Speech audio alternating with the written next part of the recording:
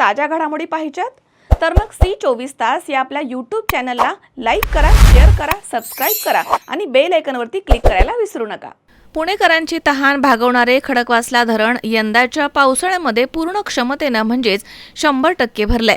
धरण ओसंडून वाहू लागलंय, त्यामुळे पुणे महानगरपालिकेच्या वतीने खडकवासला धरणावरती पारंपरिक पद्धतीने उत्साहात जलपूजन करण्यात आलं। पुण्याच्या महापौर सौ मंजुषा दीपक नागपुरे यांच्या हस्ते जलदेवतेची विधिवत पूजा करण्यात आली।